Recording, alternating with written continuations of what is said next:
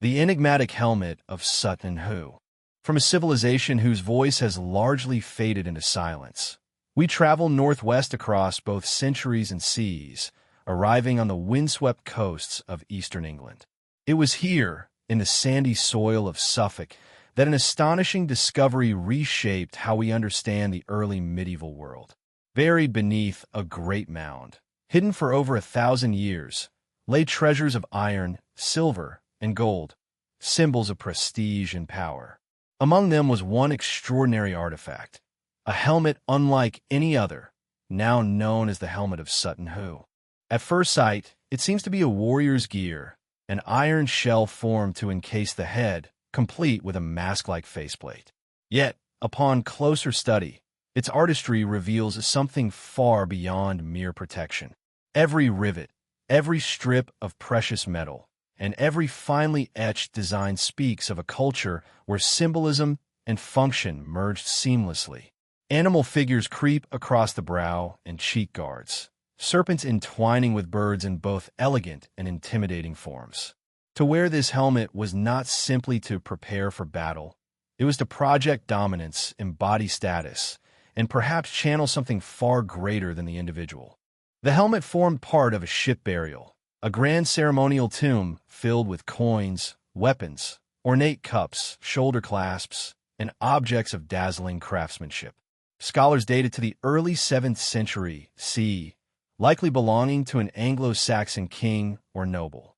For archaeologists, Sutton Hoo offers an extraordinary window into the nascent English kingdoms, a glimpse of a society rising from Rome's shadow, forging its own identity, asserting strength, and creating art of breathtaking complexity. But the helmet raises questions that reach well beyond archaeology. Its design is unique, unlike other helmets of the era, and its intricate decorations suggest meaning that transcends decoration. Were these images symbolic of bloodlines and victories? Did they represent protective spirits invoked for battle and for death's passage? Was the helmet both shield and sacred talisman?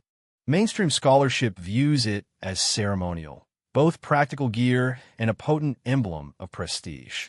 Yet the mastery of its construction points to metallurgical skills of astonishing sophistication. The hammered iron base, reinforced and riveted, combined with panels of gold and tin bronze, shows a technical brilliance few cultures could equal. How did early medieval England produce such refinement? Was it the flowering of local genius or evidence of far-reaching influences, perhaps Scandinavian artistry or Mediterranean contact? Some researchers argue its motifs are not mere decoration. The coiling serpents and soaring birds may represent guardian forces, invoked to guide the wearer in war and beyond the grave. The faceplate itself, under shifting light, appears almost alive, a second, divine persona layered over the mortal visage.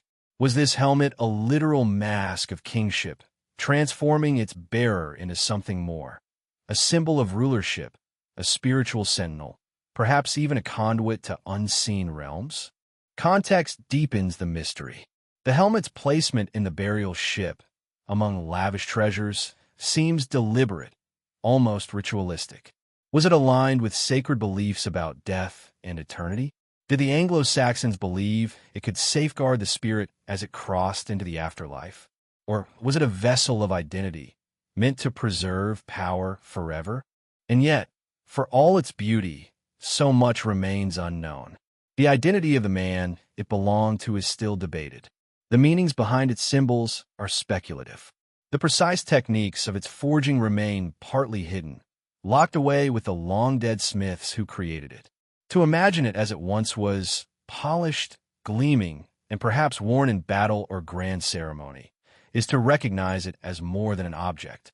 It becomes a living touchpoint between history, artistry, and mystery, a vessel of belief and ambition from a world long vanished. Standing before the Sutton Hoo helmet today, one is struck not only by its grandeur, but by its resonance. It embodies power, creativity, and the enigmatic soul of a people who stood at the crossroads of legend and history.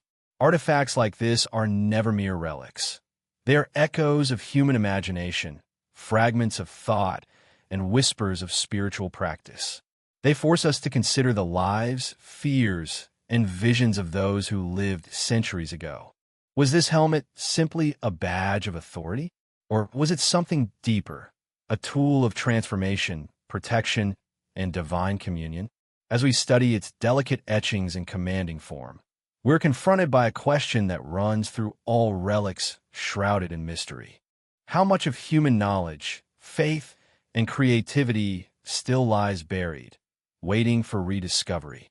Though silent, the helmet of Sutton who speaks.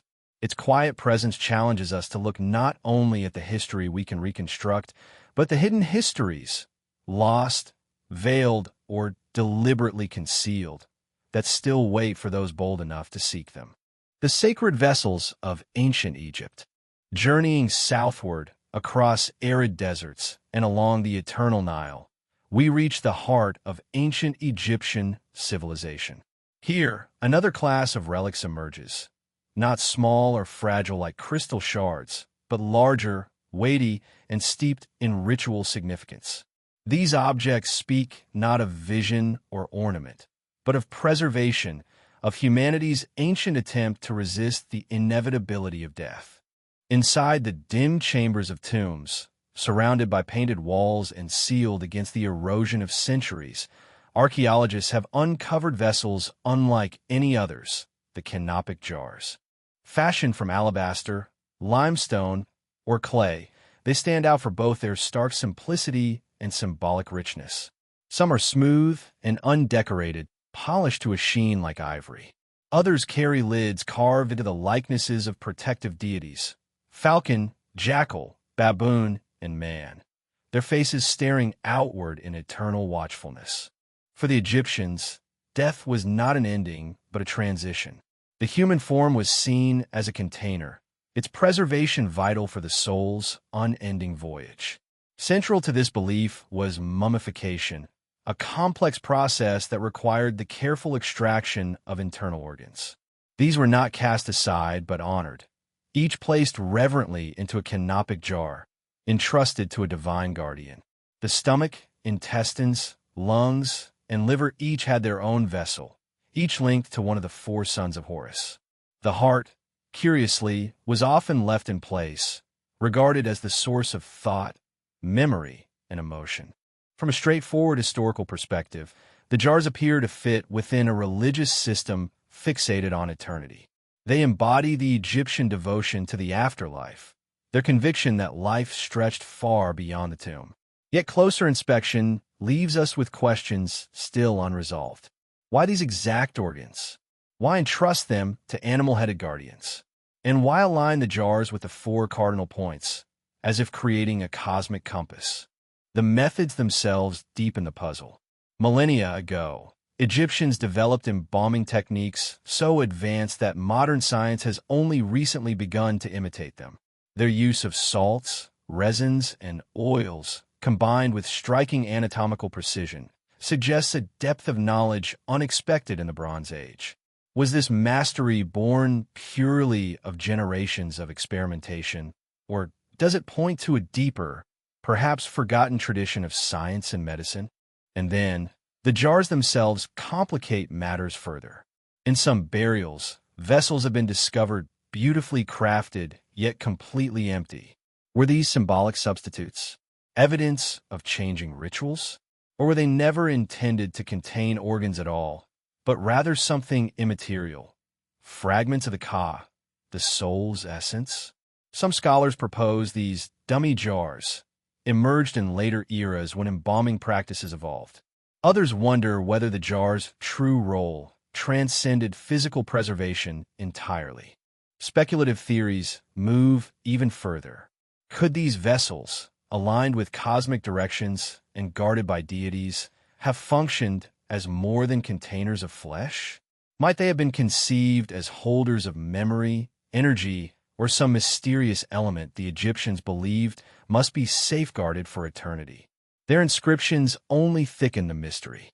Many jars carry spells from the Book of the Dead, incantations to guide and protect the departed on the perilous journey through the afterlife.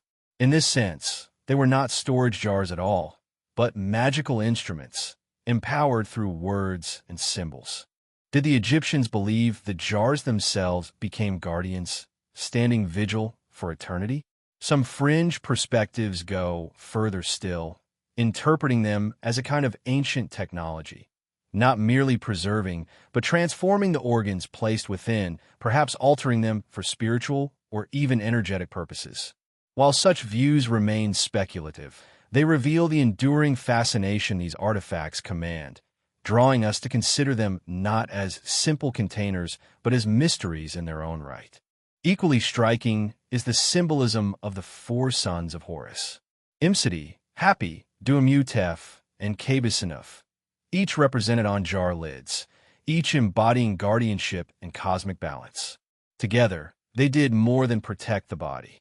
They reflected a miniature map of the universe itself, a cosmology encoded in every burial chamber.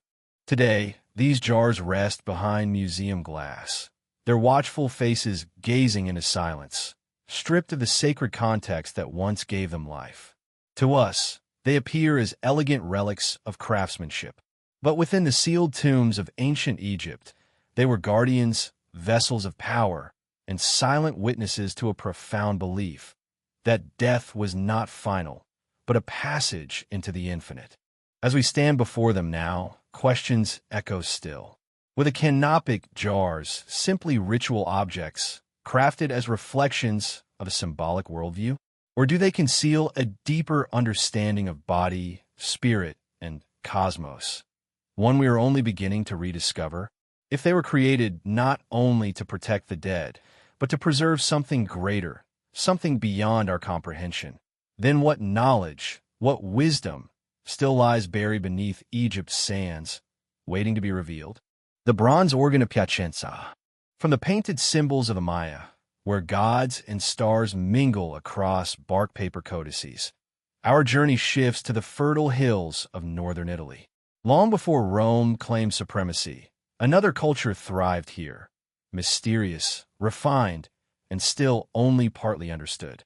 The Etruscans left behind elaborate tombs, bronze works, and vibrant frescoes. Yet perhaps their most puzzling legacy is a peculiar artifact discovered in 1877 in a field near Piacenza, a bronze model of a liver. At first sight, it seems odd, roughly palm-sized, unmistakably shaped like the organ itself. Its surface, however, is segmented into 44 distinct sections, each marked with inscriptions in the Etruscan tongue. Along its outer rim are the names of deities, rulers of the heavens, the earth, and the underworld. It is simultaneously anatomical and spiritual, tangible and symbolic. Scholars soon recognized its function, a model for hepatoscopy, the ancient practice of divination. The Etruscans believed the gods spoke through signs, and the liver of a sacrificed sheep revealed the structure of the cosmos. Priests, known as haruspices, examined its color, form, and irregularities, reading divine intent for its features. The Bronze Organ of Piacenza was likely an instructional tool, a sacred map of the universe encoded in the form of flesh. To modern minds it may seem strange, but to the Etruscans it was a serious discipline, a science of the sacred. The liver, seat of blood and life, was thought to mirror creation itself. Each inscribed division corresponded to a divine force, forming a celestial grid. To hold an animal's liver was to hold, in miniature, the order of the universe. Yet mysteries abound. The Etruscan language remains only partly decoded, and many divine names inscribed on the Piacenza model still defy translation. Who were these gods? What roles did they play in the Etruscan cosmos? Was the object purely ritualistic, or did it contain astronomical or mathematical knowledge as well? Some researchers argue that the 44 divisions mirror the sky, a star map segmented into regions governed by deities. Others interpret it as a symbolic compass aligning human ceremonies with cosmic order. If so, the artifact is more than a teaching aid. It is a bronze universe shaped like an organ. The puzzle deepens when viewed in wider context. Hepatoscopy had long been practiced in Mesopotamia. Clay models of livers inscribed with divine names have been unearthed in Babylon, centuries older than the Etruscan artifact. Did this knowledge travel westward, carried by traders, migrants, or wandering priests, before taking root in Italy? If that is true, the Piacenza model is not merely an Etruscan relic, but a link in a chain of inherited wisdom stretching back to the cradle of civilization. Still, one haunting question remains. Why the liver? Why did multiple cultures see this organ as the gateway to fate and the will of the gods? Was it simply symbolic, chosen because of its central role in sustaining life? Or did they perceive hidden patterns in its structure, reflections of a cosmic design etched into the human body itself? The artifact also raises the specter of lost knowledge. Rome adopted many Etruscan practices, including divination. But by the height of the Roman Empire, the deeper meanings had already faded, their origins blurred. What insights once held by Etruscan priests vanished with the decline of their culture? Could this bronze model be a surviving fragment of a sophisticated system, one uniting anatomy, astronomy, and theology in ways we can barely grasp? Behind a museum display case today, the Piacenza liver seems lifeless, a curious relic of antiquity. Yet to the Etruscans, it pulsed with meaning.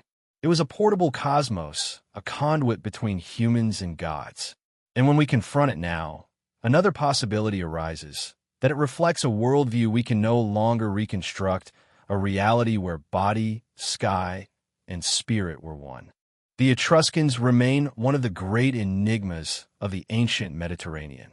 We know them only through fragments, painted banquet scenes and tombs, bronzes cast with exquisite detail, inscriptions written in a language still half-veiled. The Piacenza liver adds another fragment, one that suggests a vision of existence we have not fully recovered. Was it nothing more than a ritual teaching tool?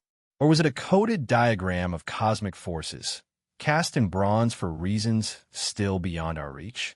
As we gaze upon its divided surface, inscribed with the names of forgotten gods, we are left with the same haunting question that lingers across so many ancient mysteries. How much of human thought lies buried, not in stone or metal, but in vanished ways of seeing the universe?